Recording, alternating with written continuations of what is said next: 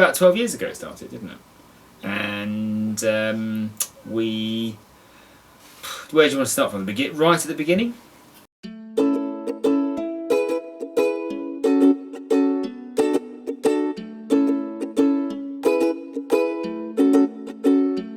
It started from nothing. We decided to sell up and go off and, I suppose, find ourselves, at least find something to do.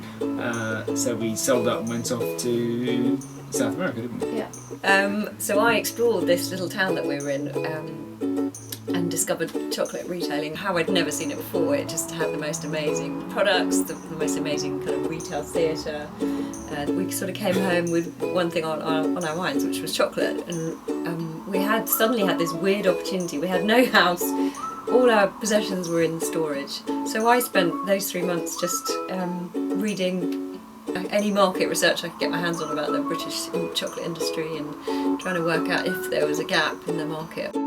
But we didn't intend to manufacture, so we had got the shop, we'd secured a shop in Brighton after much searching, and then we were very close to opening, a few weeks away, and communication with the Kent manufacturer had come to an end and we couldn't get in contact with them at all when we discovered they'd gone into administration. So we were at this crossroads of do we call it today now and walk away from this and do something else, or do we pick it up and keep running and start manufacturing? And we took the latter option.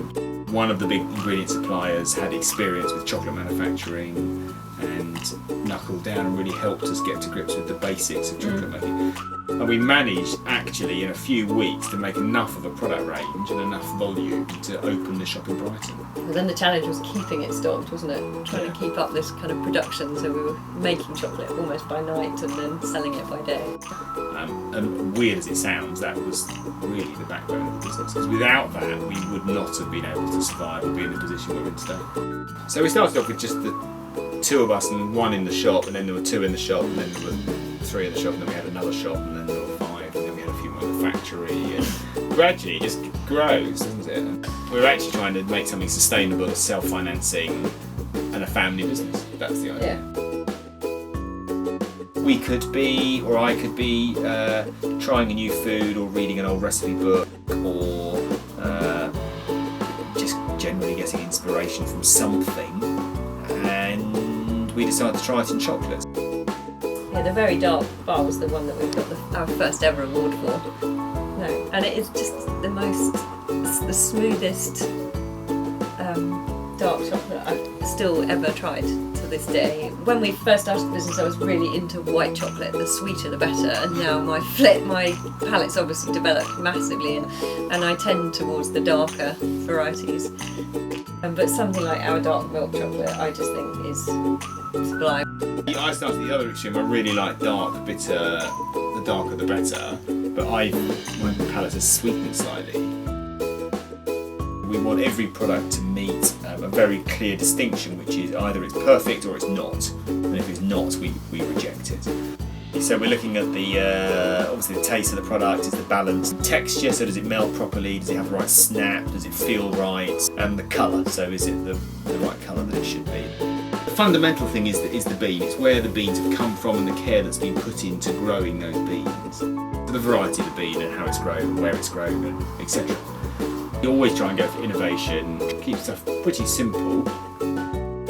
Neither Helen or I have a background in this business. We have no preconceptions about you should do this, you shouldn't do that, you can't do this, you can't do that. So we've just tried things which other people didn't try, to be quite honest. Chocolate is something we make and we like to think we're good at it and we want to be the best we can. That has equal weight in my mind now to making this a family business that has passion and honesty and sustainability and values and principles which we as people hold dearly. We are always striving to use less energy, less packaging, be more efficient in the way we use stuff and send stuff. It's just been a 12-year process really of learning. We've had very good suppliers, very good advice.